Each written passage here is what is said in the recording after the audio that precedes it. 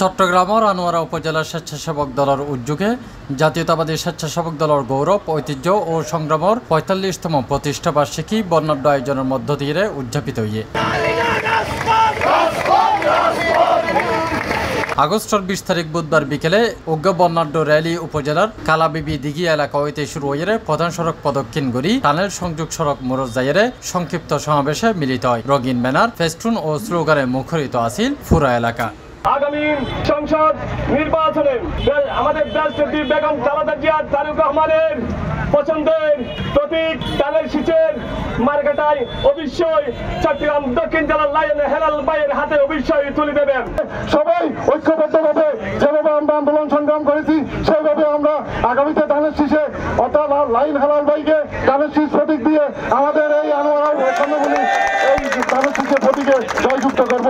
আনন্দঘন এই অনুষ্ঠানের সভাপতিত্ব করে উপজেলা স্বেচ্ছাসেবক দলের আহ্বায়ক নঈমুদ্দিন এবং সঞ্চালনা করে যুগ্ম আহ্বায়ক আবু তৈয়ব মাহির। প্রধান অতিথি হিসেবে উপস্থিত আছেন দক্ষিণ জেলা স্বেচ্ছাসেবক দলের সিনিয়র যুগ্ম আহ্বায়ক ইকবাল হায়দার। আজকের কেন্দ্র ঘোষিত কর্মসূচি হিসাবে আজকে আমাদের বর্ণাঢ্য র্যালি এবং পরিষ্কার পরিচ্ছন্নতা এবং সারা বাংলাদেশে যে বনায়ন হিসাবে বৃক্ষরোপণ অভিযান, আজকে আমরা আমাদের প্রিয় নেতা তারুণ্যের প্রতীক তারেক রহমানের সেই ৩১ দফার কর্মসূচি নিয়ে বিজয় না হওয়া পর্যন্ত বাংলাদেশের জাতীয়তাবাদী স্বেচ্ছাসেবক দল রাজপথে ১৬টি বছর ছিল।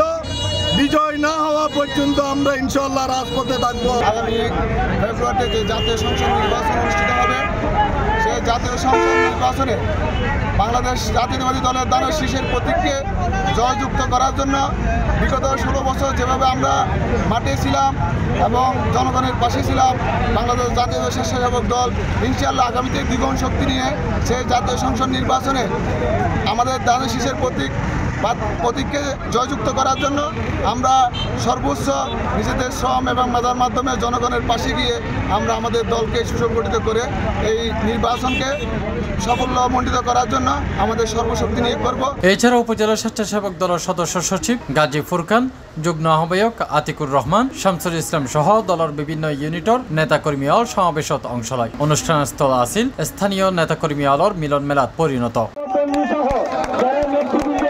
C+ TV Chittagong.